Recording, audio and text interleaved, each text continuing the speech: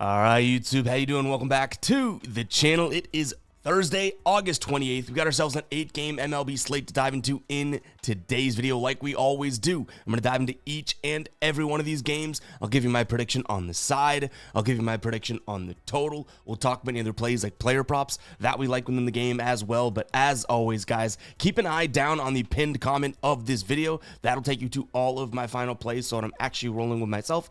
If that does interest, if you do want to fade me, all of that absolutely free down in the pinned comment. If you faded me yesterday, you made some coin. We'd been on a little bit of a run there, so I guess one of these days was due, but man, it still hurts. A 1-4 night. Some spots were close, some not so much. The Tigers get smoked. The Padres, they do battle back, but they kind of got smoked. Rays Guardians had a chance for a little bit, and then Aaron Savale, I believe, ended with one walk. The Royals being our only winner, and that was a good winner. They won by like a million runs, but you know what? Unfortunately, it still counts as just one win. So let's get that off the screen. Let's hope to do a little bit better today. That was tough. Speaking of tough, unfortunately, the ride of the day also does not come through, coming in from Michael. So, Michael, you and myself will own this womp womp from yesterday. Michael had the Reds on the money line. They don't get the dub. You can see the ride of the day tracker is updated here with Michael's attempt. Now, let's be real. It was a plus 174 attempt. Kind of a little bit of a shot to see if, they could prevent the sweep and whatnot. So, yeah, it was an unlikely play, but probably worth the odds at some point. But ultimately doesn't come through. If you guys don't know what the ride of the day is and you're like, what the heck are you talking about? It's simple. Just use that hashtag ride of the day or ROTD down in the comments. I jump on board with one person's play each and every day. Give you a shout out in the next video, win or loss. If you win, we continue to roll and ride with your plays. You go on a little bit of a streak, right? If you lose, you still get the shout out.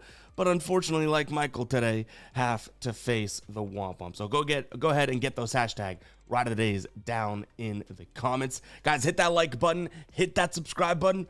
Let's jump into game number 1 here. We got the Red Sox taking on the Orioles. Sox looking good in this series. I mean, they've had to sweat out 2 of the 3 wins so far. Yesterday, thanks to Cedar Rafaela, hits the home run to take the lead in dramatic fashion. Today, looks like we're going to have Cade Povich on the bump for Baltimore. He's got a 5.13 ERA. At home this year, he's got a 1.62 whip, a 5.08 FIP. Not all that tremendous, right? He's going up against Garrett Crochet, who's obviously a stud, right? So I don't need to say too much more. 2.3 ERA, has been really good. A 1.06 whip, a FIP of 2.5, average against of 217. On the road this year, he has a nearly 33% K rate. So, yeah, I do think Garrett Crochet obviously has the pitching advantage. When we look at this from a batting perspective, the Red Sox have been okay against lefties within the last 30 days. Povich being a lefty, 261 average, that's good enough for 9th in the league, on base percentage at 8th, but their power numbers do drop a little bit, so I don't think it's going to be the highest of scoring games.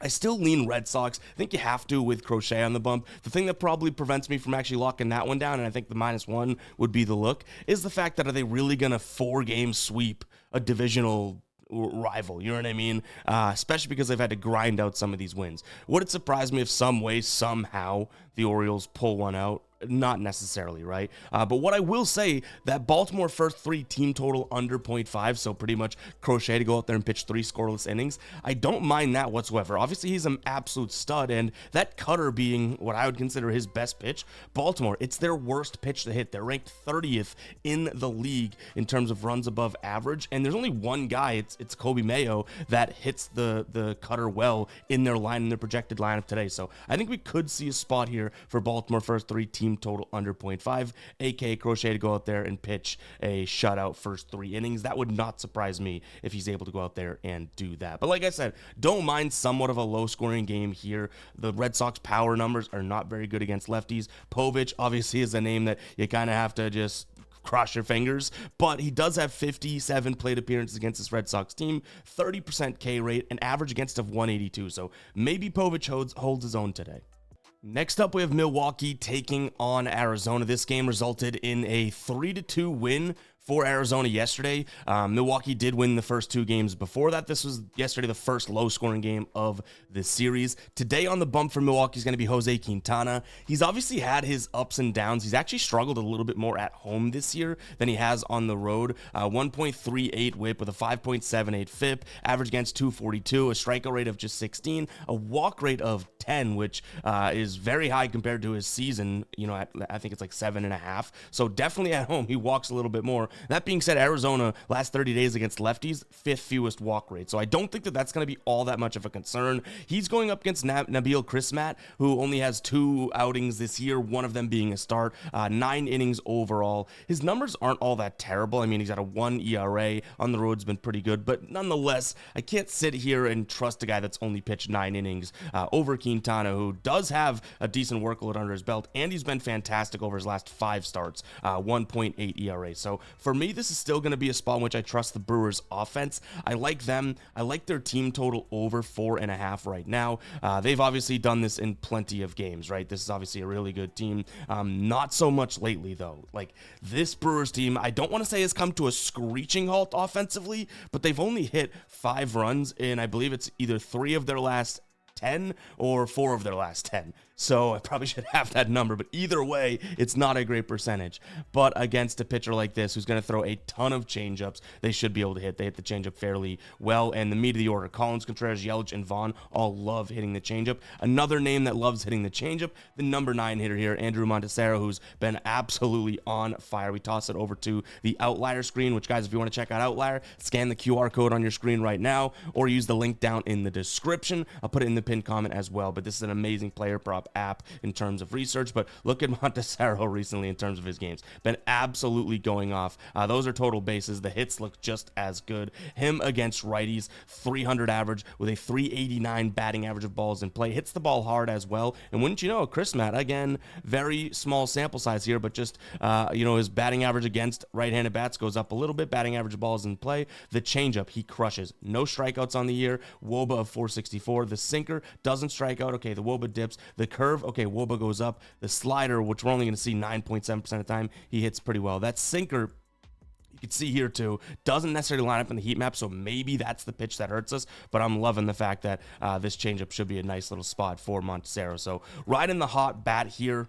Pause. I do think that this could be a spot in which we consider taking him to get a hit, because you're getting decent odds right now, -132. But again, guys, go check out Outlier. I found this player prop via Outlier. Absolutely awesome tool. 7 days free with that link or that QR code. In terms of, I guess, a total, yeah, I wouldn't want to involve Arizona in this one. That's why I kind of focus on Milwaukee. But if I had to pick a total here based on that 8.5, I still would lean towards over. This Arizona team slightly better against lefties, but they've been terrible. And I mean, one of the worst lineups in baseball against lefties on the road in the last month or so. So keep that in mind.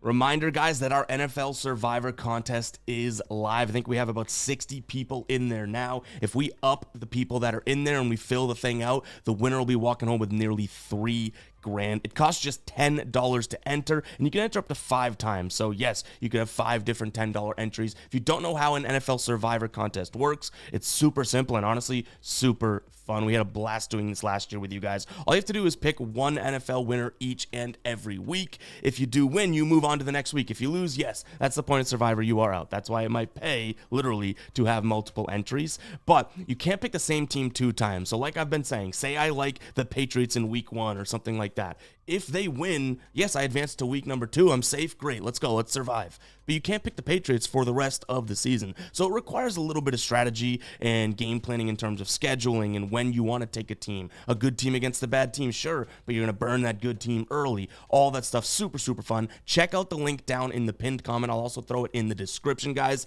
You can get this NFL Survivor contest. Again, get in there for just $10. Enter up to 5 times if you do want a little bit of diversity. But go ahead and check it out. That link will be down below. All right, I can move through this one pretty quickly. We have Houston taking on Colorado. Houston does bounce back after a sad loss in game 1. They win yesterday 4-0. Jason Alexander on the bump here. He's definitely been very good. I should say decently pitched well at home this year, but he's been very good against righties. There's a ton of righties. I believe 8 true righties in this Colorado lineup. Obviously a lineup that's not that great in the first place, so I expect him to pitch fairly well. Our sort of mind starts to turn when we look at Kyle Freeland, who also, like I've said over and over again, I do think Kyle Freeland is a good pitcher, a serviceable pitcher. He really hasn't looked all that fantastic over his last 5 starts, even outside of Coors. He hasn't looked all that great against this Astros team either, but I'm going to trust his pitch mix to some degree. He's going to throw a ton of fastballs. He'll throw the knuckle curve as well. The fastball, Astros, surprisingly, last 30 days, 28th in the league. The knuckle curve, 26th. So, yeah, this is probably still an Astros money line if you want to go parlay piece or something like that. But that under 8, as crazy as it is, I'll sound the psycho alert alarm. The under 8 may be something that we consider here today. I could see this being like a 4-3, 5-3 game. So kind of hoping for something like that. In terms of our prediction model, we have this right now at a 4.4 to 3.6 game.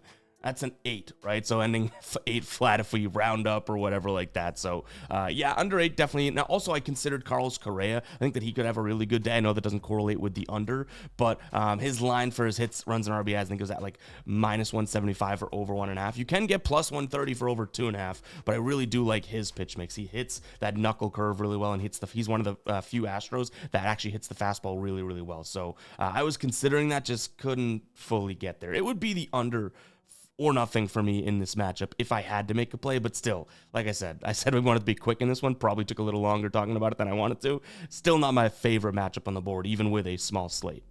Surprise, surprise, we have the Cardinals and the Pirates. If you guys have been watching the last few days, like, this has been a series in which I really don't know how to count to 10 on. I can't seem to get a beat for this one. So far in this series, St. Louis wins game number 1, and then the Pirates win game 2 and 3. Today we have Miles Mikolas on the bump. He's definitely been serviceable at home, 1.11 whip with a 228 average against. Not really striking guys out, but that's not his game in the first place, and he's only walking 6% of batters. So give him a little bit of credit there. He's going up against Braxton Axcraft, who reliever turned starter, and his last couple outings have actually been pretty damn good. Now, you could sit here and be like, oh, well, it was against Colorado, one of them, but he also pitched pretty damn well against, I believe it was the Cubs, if I'm not mistaken, right? So I think we should give him a little bit of credit there. 5 innings, 1 earned, 4 strikeouts, no walks, 3 hits against the Cubs. It was in Wrigley. Yes, weather plays a factor, but I do think that he can pitch fairly well. I'm thinking Mikolas can do what he does at home and get out of jams. My main spot here would probably be considering the under, but also lean towards the Cardinals. Like, would it shock anybody if this series ended at a 2-2 tie, right, with the 4 games? No. If you like the Pirates today, sure, I'm not going to try and argue that, but I think you missed the boat in terms of getting the odds. Right now, the Pirates, I believe, are at -105. You could have got them at +106 earlier this morning or last night. If things bounce back to that direction, then yeah, I'm probably all for that. But as of right now, it looks like you're right around even odds. Actually, FanDuel just popped up with a +104. So there you go. If you like the Pirates, I would definitely try and scavenge for a plus number. But this is, much like we talked about the Colorado and the Astros game, this is also a game in which I'm really not trying to force anything in. And we should be taking that advice, and so should you guys always, whether it's a 15-game slate or a 10-game slate or a 2-game slate. Don't force anything. I guess with a smaller slate, it applies even more, because I know a lot of us want the same amount of juice that we have out there and the action out there as we do on a big game slate. But still, guys, really try not to force anything today. I'm trying to practice that, because this game, I'm like, oh, we could get that under in there. I do like that under. But do I like that under only because there's only 8 games on today? Maybe. All right, Giants taking on the Cubs. Giants have won both games so far in this series. They are looking for the sweep here, and they have Logan Webb on the bump. 3.1 ERA on the season. At home, he's got a 1.17 whip, a FIP of 2.54, a K rate of 26%, and a walk rate of just 4.7%. He's obviously a very, very good pitcher. Very good against righties as well. There's a lot of righties in this lineup for the Cubs. Now, would we say that they're the power hitting righties and whatnot? No, I mean, Bush, Tucker, Crow Armstrong, those are the lefties in the lineup, right? On the other side, though, it's going to be Shota Imanaga. He's been really good on the road this year. 0.99 whip with a 222 average against a 4.1% walk rate. So don't envision too many walks between these two guys. What I will say, Imanaga's going to throw a lot of fastballs and splitters. San Fran, number 5 in the league last 30 days at hitting the fastball, number 11 against the splitter. So the pitch mix may look okay for them. The problem in terms of their offense comes in last 30 days against lefties. lefties, dead last in average, dead last in OPS, dead last in slugging. They're batting just 192 against lefties in the last 30 days. The Cubs, can we really say that they're doing too much offensively? No, I don't mind an under in this spot, but man, that thing's already down at 7. A first 5 unders already way down there. A first 3 is already at like minus 190. So where do we look? Get through 6 innings, guys. Get through 6 outs, not 6 innings. Let's look at the Cubs, because I do think they're worth the plus money look today to avoid the sweep, right? I like trusting Shota. He's a lefty. San Fran's been struggling against lefties. But how about that Nerfy? I think that's a good spot as well. I mean, both these guys should be okay against the top of that order. I mean, you do have some scary names, Bush, Tucker, Suzuki, but none of those guys are hitting righties well, so hopefully Logan Webb is all good there. Then you have Heliot Ramos, Devers, and Adames. Adames is the best average against lefties in those 3. He's got just a 250 average over the last 30 days, so it's not like those, I mean, yes, those names are very scary, and, you know, pick 6 names in this game, and they're some of the best right there. But at the same time, not like either one of these offenses has been cruising, and not like either one of those 6 names that I mentioned are tremendous against the hand or pitches that they've seen. So yeah, I'll take a peek at that Nerfy. Get through 6 outs. Each guy needs to get through 3, and I think we're off to the races there. I could see myself going with the Cubs and the Nerfy today, both of those plays that we popped up on the screen. And you can actually see it here via our dashboard, which can be found over on GuyBostonSports.com. Guys, GuyBostonSports.com. Head to the members area, MLB dashboard, $6.99 a month for an amazing research tool that's only getting better, and I promise you it is getting better. So go ahead and check it out. I have the back end version as we load a job. Just don't want to mess with the front end. You can see here, right? They don't hit righties well. They don't hit lefties well, but this is what I was talking about with the top half of the order for all of these. Willy Adames being the only name there that's like, oh yeah, he's actually been okay against lefties, but not so much. And throw in the fact that the splitter, he doesn't hit all that well. The fastball, sure, he can hit well, but still, this is a spot in which I do think that both these guys can kind of get out of dodge, and then we'll see what happens. I mean, yes, this worries me with the splitter and fastball combo betting the Cubs, but I don't necessarily mind the spot either. So again, those are the spots that I like, and kind of showing you how I utilized my dashboard to get there, guys. Again, check it out, GuyBostonSports.com. Head to the members area and sign up for the MLB dashboard today. You won't regret it. It's less than $7 a month. Phillies taking on the Braves. We have Aaron Nola on the bump going up against Cal Quantrill. The Phillies just got swept by the Mets. We were in on the Phillies in 2 of those. Wow, these graphics are looking real weird. Power of editing, 1 sec. All right. Phillies taking on the Braves. There they go. Now they're the home team. I'll fire the editing guy. Let me remind you guys that I am the editing guy. But did just see the Phillies get swept by the Mets. We were on the Phillies in 2 of those games, which is tough, right? And they blew a lead in both of them. I do think that the Phillies bounce back in this spot. Do we really want to sit here and pay minus 190 for the Phillies? No, but on some of the exchanges out there right now, you can get them for minus 160. So I'll say Phillies -1. That's probably more of a widely available option for people. But Aaron Nola's on the bump. I don't know how much trust I really want to put in him. Obviously, right, he just has 2 starts since coming back, neither one of which are all that impressive. I'd give him some credit for 2 earned through 6 against Washington, but you know, his other start, I believe, actually was against Washington. He got crushed by them. I hope I don't have those slipped. I think his most recent start was good. The reason is that Cal Quantrill's on the other side. That's why I don't mind the Phillies.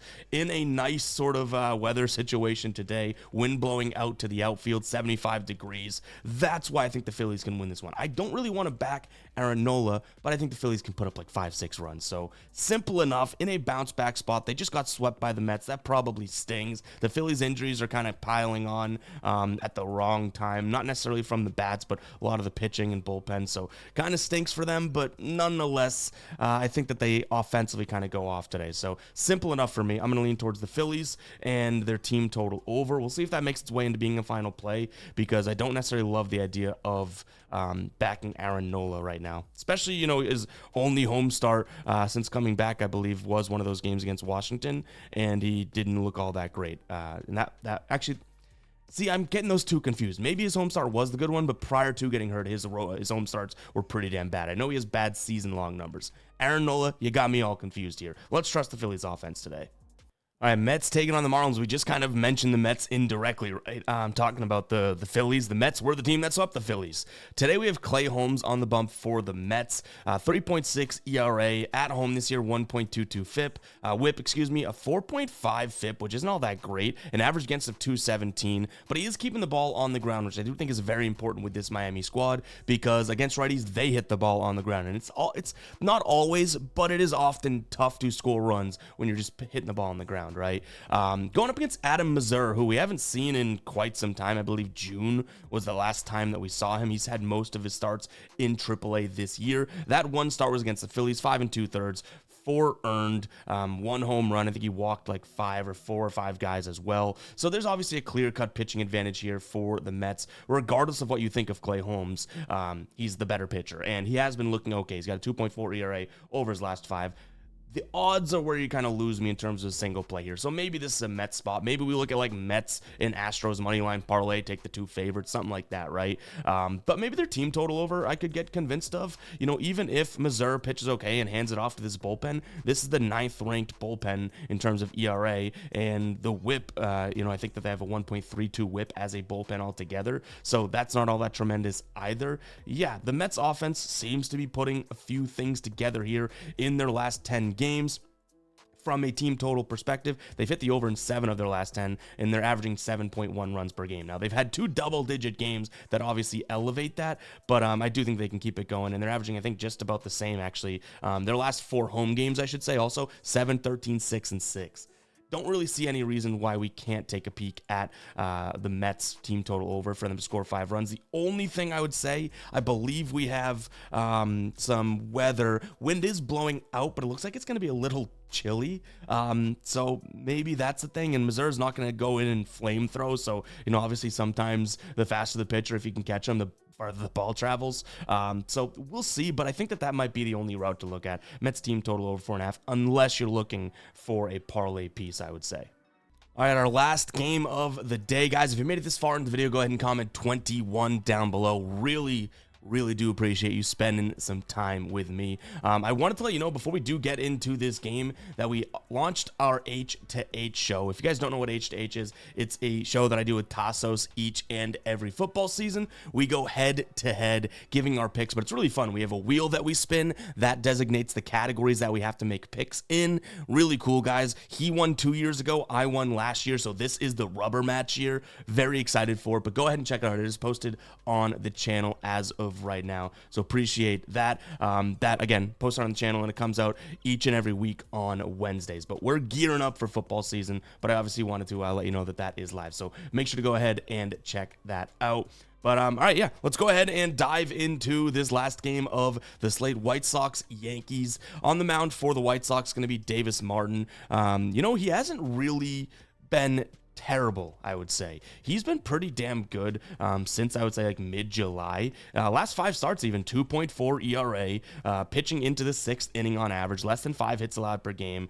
He definitely, as a tall task, today I would say that. Going up against Will Warren, though, who Will Warren has been kind of an untrustworthy, volatile type pitcher. I mean, he's looked like he was back to himself like he was at the beginning of the year. And then he goes up against the Red Sox, 4 innings pitched, 5 hits, a home run, 3 strikeouts, 3 walks, I think 7 hits. So not exactly the best outing for him. I still do think this Yankees offense is what we should be trusting right now. Their last 4 games, 11, 5, 10, and 7 runs scored. So I'm going to say Yankees -1, but I do think that Will Warren could potentially let up a couple to a White Sox team that, yeah, their offense, I mean, they scored 1 run yesterday, but their offense was looking okay. 4, 7, 8, 7, 7, 0, but then 10, 13. Like, this White Sox offense, I feel like ever since they're like, all right, screw it, F the season, their pitching has been better. Their batting's been better. So maybe they can get a couple off Warren, and then you hand it over to the Yankees or the White Sox bullpen. I don't think that this game is dead at all either way. So if you can snag an 8.5, I do like that a lot more than I do the 9, because I think this could be a 5-4 game type of a thing. But yeah, maybe the Yankees go out there and carry the most of the water, but I think the White Sox can contribute. And then Stanton, I like his overs. I mean, how he's on a scorched earth pattern right now. Toss it over to Outlier, you can see it, guys. Going absolutely off. Had a fantastic series, overall, and you just have to trust the guy right now. I mean, even against righties, batting really well. You can see Davis Martin against righties kind of struggles a little bit more. The fastball, 515 WOBA, 440 against the cutter. The changeup is the first pitch that he'll see that he doesn't hit all that well. But I would even say, via our dashboard, you could see here, the changeup is just a minus 1.2. So that probably is the pitch that he'd struggle against. But still, I think Stanton could be a decent look today. As long as you're getting good odds. Right now, I believe for over 1.5 hits, runs, and RBIs, you could still get minus 110. So we'll see. But he's just been on scorched earth pattern right now. But I think that over is something that I'm considering. It just sounds a little crazy because it's like, yeah, the Yankees probably, their team total over might be a good look, but Davis Martin is pitching pretty well.